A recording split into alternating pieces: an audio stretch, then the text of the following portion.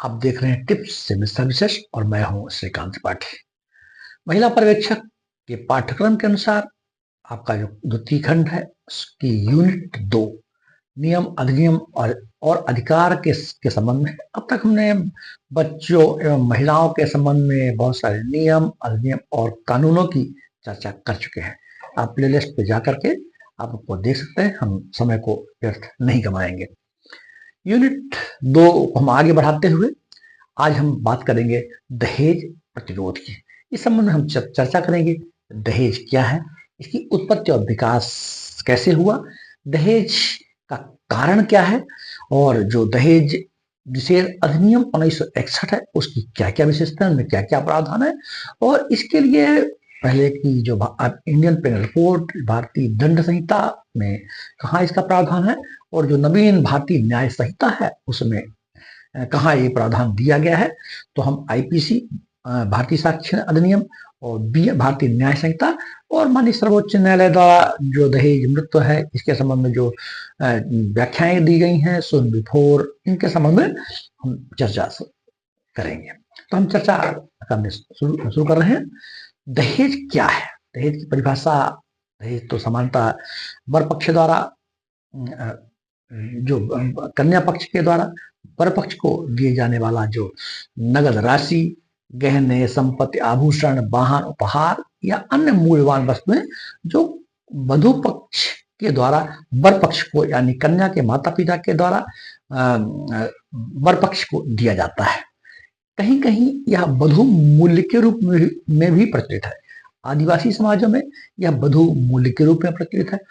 मुस्लिम समाजों में यह वर पक्ष के द्वारा वधु पक्ष को दिया जाता है, जिसे मेहर कहा जाता है। तो इस तरह किसी न किसी रूप में दहेज की प्रथा विभिन्न समाजों और संस्कृतियों में अलग अलग स्वरूपों में प्रचलित है। भारतीय समाज में बेसिकली मुख्यतः हिंदू संस्कृति में दहेज की प्रथा बड़ी व्यापक तौर पे देखने को मिलती है। हम समझना चाहेंगे कि दहेज की उत्पत्ति हुई कैसे। यदि हम जब से ऐतिहासिक स्रोत हमको पढ़ने को मिलते हैं, वैदिक सभ्यता के से देखें तो ये प्रकार का दहेज जो दिया जाता था एक प्रकार का स्त्री धन था।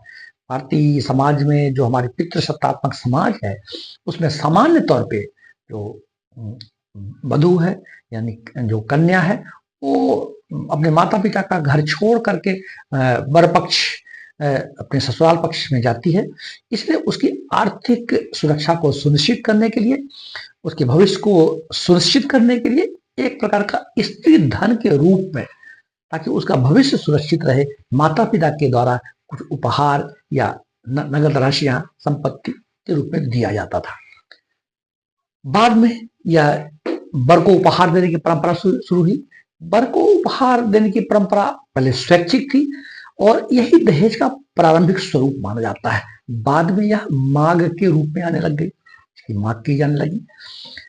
राजनीतिक और सामाजिक गठबंधन, जो प्राचीन काल के राजा और महाराजा थे, धनी वर्ग के लोग थे, अपना राजनीतिक संबंध मजबूत करने के लिए जब विवाह करते थे तो वर पक्ष को काफी उपहार दिया करते थे, जिससे उनका राजनीतिक और सामाजिक गठबंधन मजबूत हो। यही चल करके आगे एक दहेज के रूप में व्यापक प्रचलन हमारे समाज में देखने को मिलती है।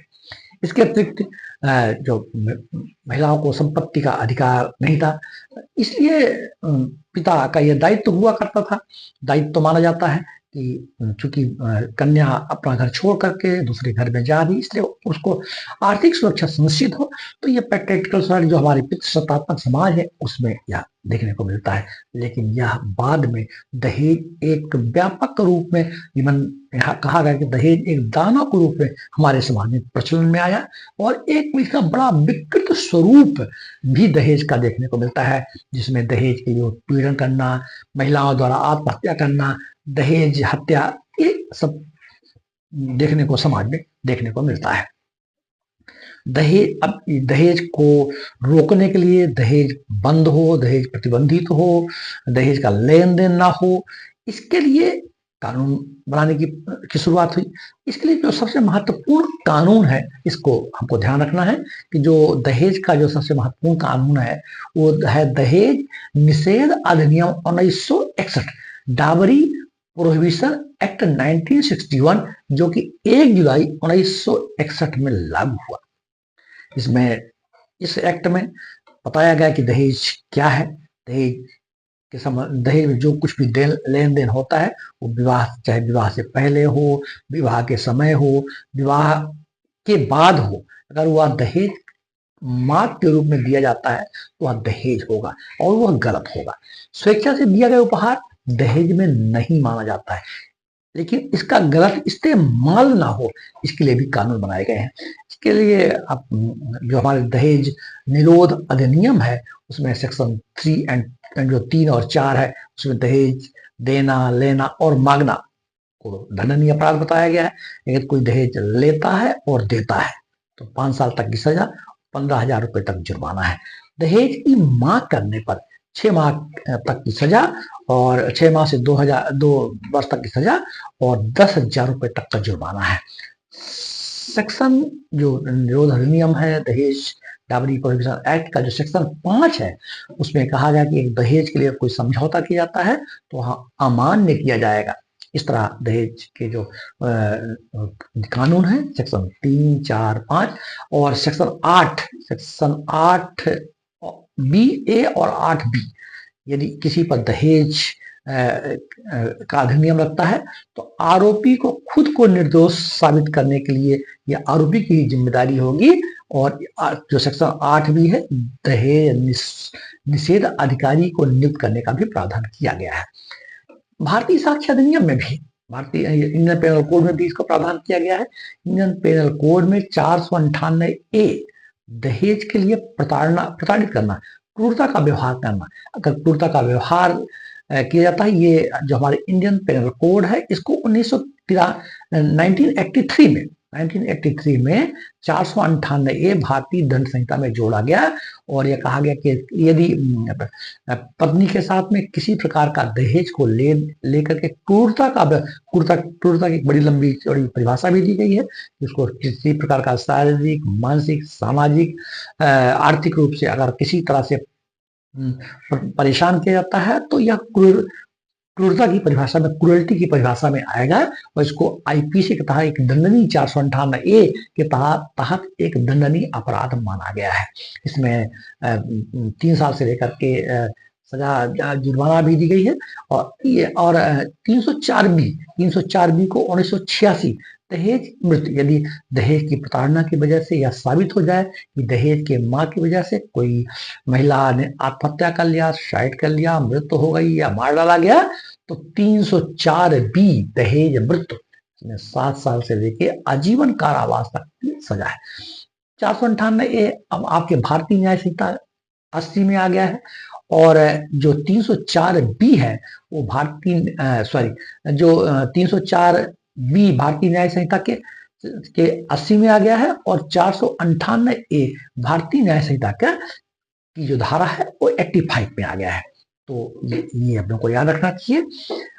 भारतीय साक्ष्य अधिनियम जो हमारा 1872 का जो भारतीय साक्ष्य अधिनियम है, जो यद्यपि साक्ष्य अधिनियम में कोई ज्यादा बदलाव नहीं किया गया, लेकिन जो 3 जो क्रिमिनल लॉस बनाए गए हैं उसमें भारतीय साक्ष्य अधिनियम भी है।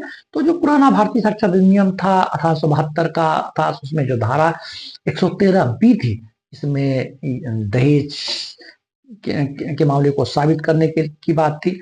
और 32(1) में जो मृत्यु पूर्व कथन, यदि कोई महिला ने सुसाइड किया या उसको प्रताड़ित किया गया, आत्महत्या कर ली या कुछ ऐसा होता है, तो अगर मृत्यु पूर्व अपना कथन देती है कि दहेज की वजह से, दहेज के कारण उसको प्रताड़ित करने का उसकी मृत्यु हो रही है, तो वह मृत्यु पूर्व कथन साक्ष्य माना जाएगा, ऐसा भारतीय साक्ष्य अधिनियम में बताया गया है।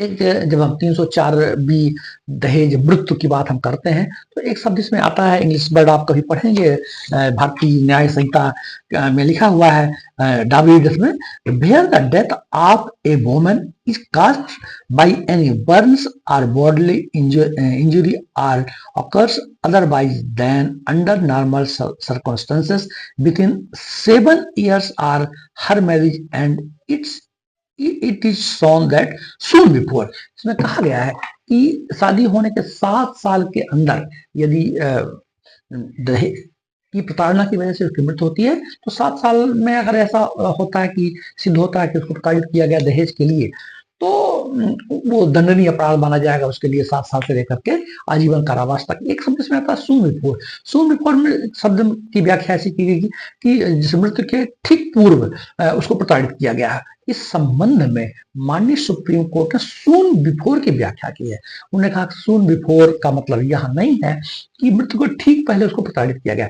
यह एक बड़ी व्यापक परिभाषा है जिसमें अगर इन पिछले 7 सालों में कभी भी यह सिद्ध हो जाता है कि उसको दहेज के लिए प्रताड़ित किया गया है तो वह सून बिफोर, अर्थात इन 7 सालों में कभी भी दहेज की प्रताड़ना की गई है तो दहेज एक्ट में आएगा, वो 304 बी के तहत दंडनीय अपराध माना जाएगा।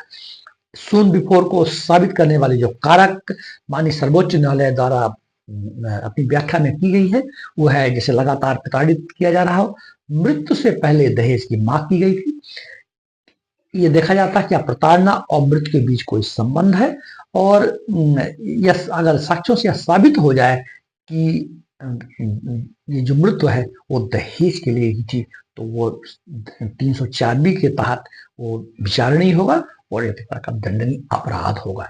तो इस तरह दहेज एक बड़ी गंभीर समस्या हमारे देश के लिए, हमारे समाज के लिए। यद्यपि इसको रोकने के लिए दहेज निषेध अधिनियम 1961 बनाया गया है, लेकिन इसके बावजूद भी दहेज आज भी समाज में प्रचलित है। महिलाओं को इसमें महिलाओं को काफी अधिकार दिए गए हैं, उनकी सुरक्षा संबंधी हेल्पलाइनें हैं जो हमने कल भी बताया था कि 1091 की हेल्पलाइन है, सेम हेल्पलाइन में भी वो कर सकते हैं। और महिला राष्ट्रीय महिला आयोग, राज्य महिला आयोग बने हैं और इसके डोमेस्टिक वायलेंस एक्ट 2005 भी बना हुआ है। तो इस तरह महिलाओं को काफी प्रोटेक्शन दहेज के संबंध में दिया गया है। और जो हमारी जो धाराएं थी 498A 304B जो अब भारतीय न्याय संहिता में परिवर्तित हो गई, 304B 80 BNS में आ गई है और 498 85 BNS में आ गई है। तो ये कुछ इसकी बेसिक बातें थे, हमको इसको याद रखना चाहिए। ये हमारी परीक्षाओं में भी काम आएगा और हमारे सामान्य ज्ञान की दृष्टिकोण से भी काम आएगा। जय हिंद, जय भारत।